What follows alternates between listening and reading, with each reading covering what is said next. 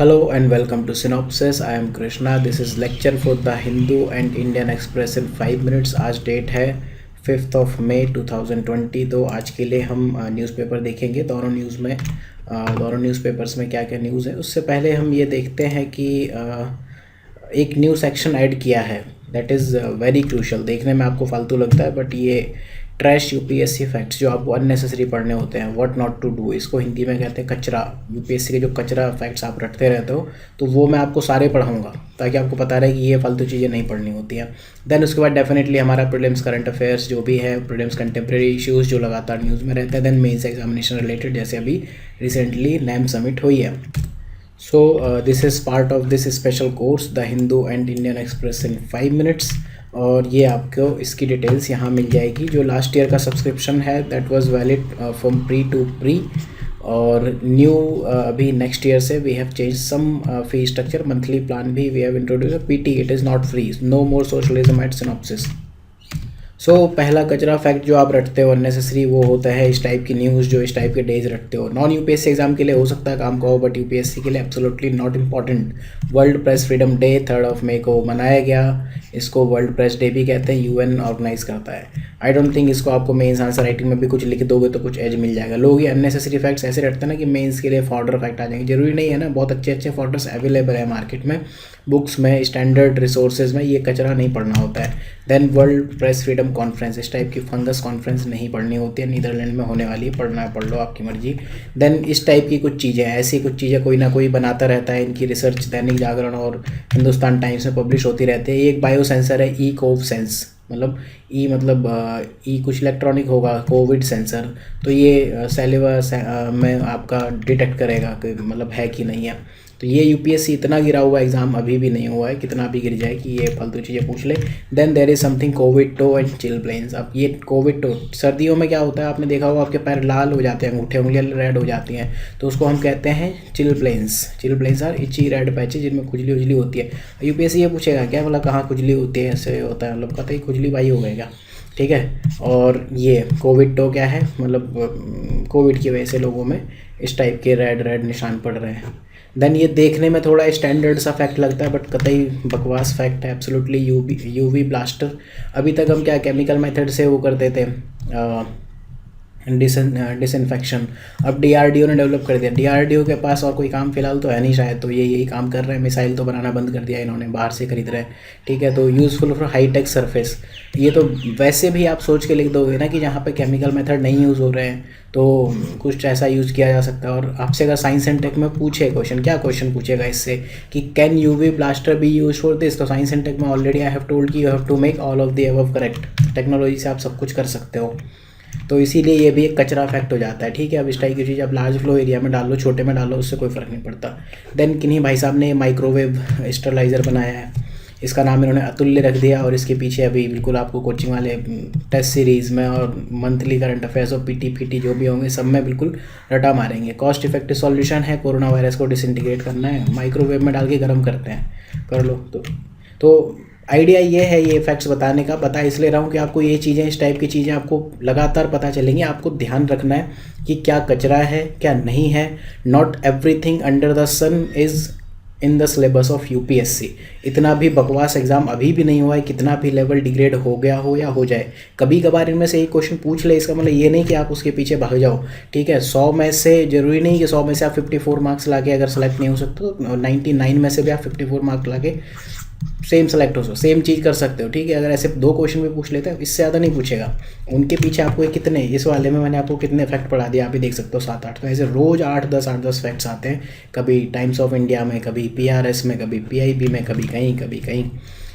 खैर ठीक है, काम की न्यूज़ पे आते हैं। Prelims current affairs BOBLE। अब इनमें आप थोड़ा देखो ऊपर वाली न्यूज़ में और इनमें स्टैंडर्ड अपने आप समझ में आ जाएगा।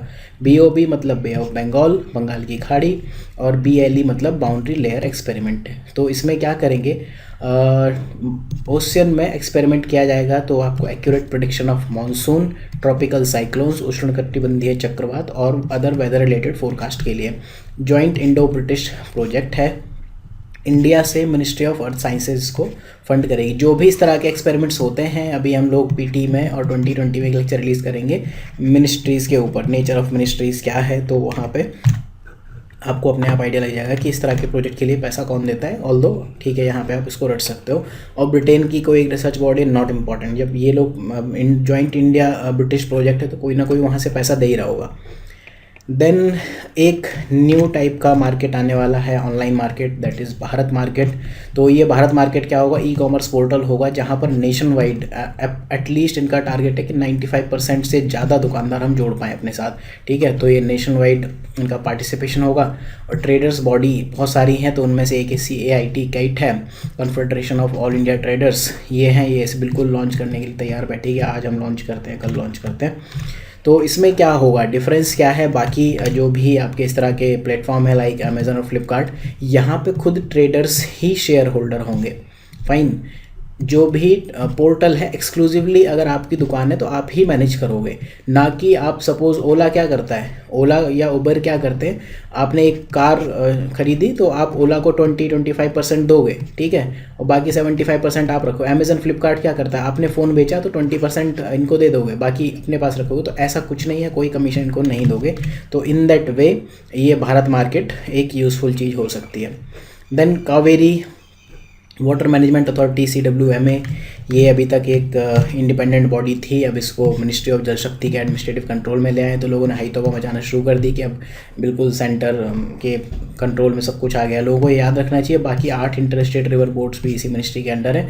और हालांकि CWMA जो बनाया गया था सुप्रीम कोर्ट के डायरेक्शन पे बनाया गया था 2018 में, उस साल इससे रिलेटेड काफ़ी क्वेश्चंस आए थे बहुत से ऑप्शनल्स में।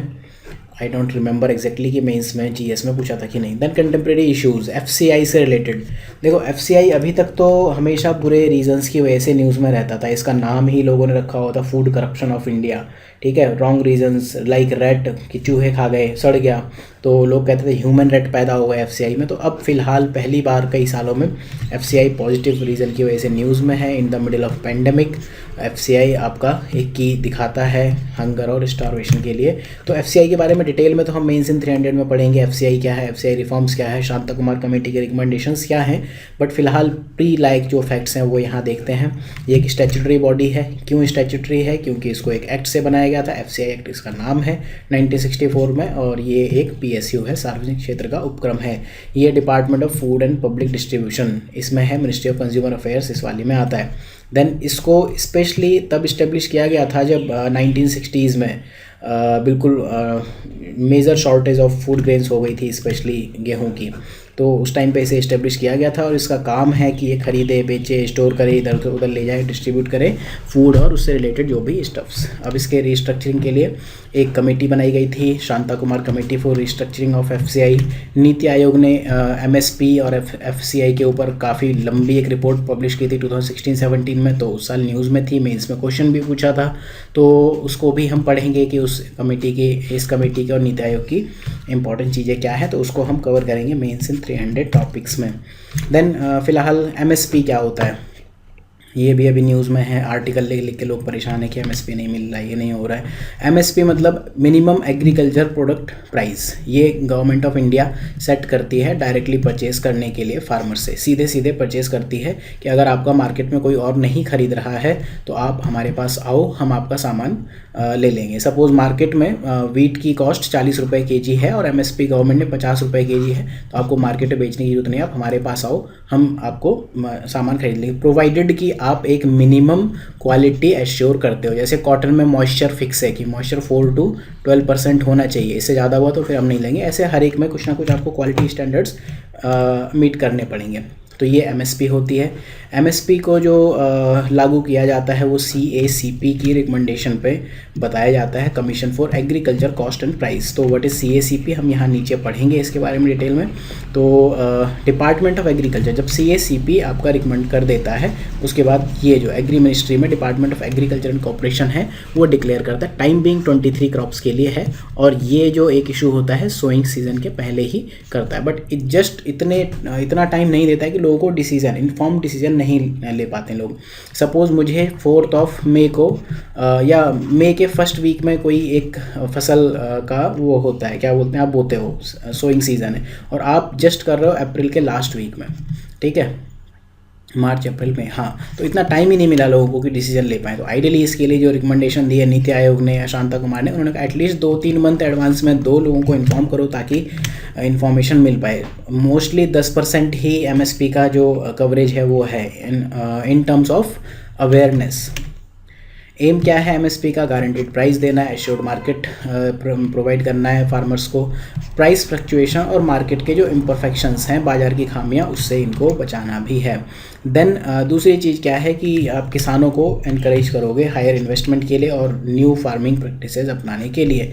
ग्लोबलाइजेशन की वजह से क्या हो रहा है कि फ्री ट्रेड एग्रीकल्चर कमोडिटी में हो रही है। इंडिया में आप देखते हो अमेरिकन टोमेटो और पता नहीं कहाँ के टोमेटो जोमेटो सब आ जाते हैं, फाइन। तो आपकी कंट्री के फार्मर्स को कैसे आप प्रोटेक्ट करोगे? बाहर के लोग तो आपके प्रोडक्ट को मना कर देते हैं कि आपकी क्वालिटी अच्छी नहीं है, कहीं अपेडा से सर्टिफिकेट लेना पड़ता है, कहीं कुछ करना पड़ता है, ठीक है, ट्रेड रिलेटेड बैरियर्स होते हैं, तो वो सारी चीज़ें बचाने के लिए एमएसपी है। देन इसके बाद CACP जो एमएसपी को रिकमेंड करता है, ये एक अटैच्ड ऑफिस है ministry of agriculture farmer welfare में। मिनिस्ट्रीज़ के ऊपर एक इम्पॉर्टेंट लेक्चर 2020 सीरीज़ और PT का बहुत जल्दी आने वाला है, next week it will be there. तो ये एमएसपी के लिए है। फ़िलहाल 23 क्रॉप्स कमोडिटीज़ के लिए है, तो आपको ये सारे रटने नहीं हैं, आप इनको बस कभी कभी मन करे तो पढ़ लिया करो, तो आपको आइडिया लग जाएगा क्या है। ऐसी चीज़ें जब आपकी आंखों के सामने से गुजरती रहती है तो कई बार क्वेश्चन सही हो जाते हैं। At least you should remember this, cereals, pulses, oil seed और 4 कमर्शियल क्रॉप्स ये हैं, ठीक है। बाकी आपको इसमें पढ़ना हो पढ़ लेना, जो मेजर क्रॉप हों आपको पता होंगी कि सारी इसमें होती है एमएसपी में। देन मेंस एग्जामिनेशन, जैसे कि हमने बात की FCI, और साथ में नेम की क्या प्रासंगिकता, रिलेवेंस रह गया है आज के टाइम में। देखो नेम था क्या, पहले आपको बताऊं, छोटा सा एक आइडिया दूं। कोल्ड वॉर के टाइम पे कैपिटलिस्ट एक ग्रुप था, दूसरा ग्रुप था आपका सोशलिस्ट, ठीक है।